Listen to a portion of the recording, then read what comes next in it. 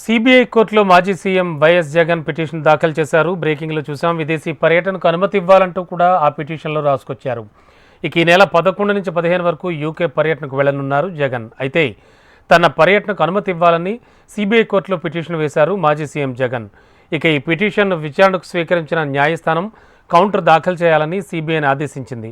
అక్రమాస్తుల కేసులో జగన్ బెయిల్పై ఉన్నారు. ఈ నేపథ్యంలో ఆయన విదేశాలకు వెళ్లాలంటే కోర్టు అనుమతి తప్పనిసరి. గత కొన్నేళ్లుగా కోర్టు అనుమతితోనే జగన్ విదేశాలకు వెళ్ళి వస్తున్నారు.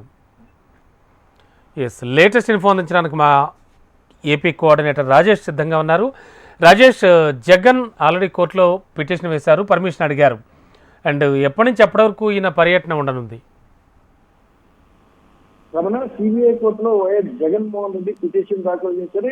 విదేశీ పర్యటనకు అనుమతి కోరుతూ ఇప్పటికే పిటిషన్ దాఖలు చేసిన మాజీ ముఖ్యమంత్రి జగన్మోహన్ రెడ్డి ఈ నెల 11 నుంచి 15వ తారీఖు వరకు యూకే పర్యటనకు వెళ్లాలనే దాని కోసం ఇప్పటికే కోర్టును పర్మిషన్ కోరగా కోర్టు పూర్తి స్థాయిలో ఈడీ కూడా విచారణకు దాఖలు చేస్తున్నారు. అయితే పూర్తి స్థాయిలో గతంలో కూడా విదేశీ పర్యటనకు జగన్మోహన్ రెడ్డి ముఖ్యమంత్రిగా ఉన్న సమయంలో కూడా విదేశీ పర్యటనకి వెళ్ళాలంటే ఖచ్చితంగా కోర్టు అనుమతులు తీసుకొని విదేశీ పర్యటనకి వెళ్ళిన సందర్భాలు ఉన్నాయి. అయితే ఇదే తరుణంలో ఇప్పుడు కూడా ఖచ్చితంగా కోర్టు అనుమతుల కోసం కోరారు. అయితే కోర్టు అనుమతి ఇస్తున్నా లేదనేది మరో 2 రోజుల్లో తెలుస్తుంది. అయితే ఈ పిటిషన్ లో ఏదైతే విదేశీ పర్యటనకు వెళ్ళాలని పిటిషన్ కోరినా గతంలో ఏదైతే అక్రమ ఆస్తులు కేసు వ్యవహారం ఉందో ఈ కేసుల్లో మళ్ళా వెళ్ళేందుకు ఇప్పుడు వెళ్తున్నారనే వాదన వినిపించడానికి కూడా అవకాశం ఉంది. అయితే పూర్తి స్థాయిలో ఏదైతే ఈ జగన్మోహన్ రెడ్డి సిబిఐ కోర్టు వేసిన పిటిషన్ ఉందో ఈ పిటిషన్ కి కోర్టు ఏ విధమైన తీర్పు ఇస్తుంది, జగన్మోహన్ రెడ్డి 11 నుంచి 15కి యూకే పర్యటనకు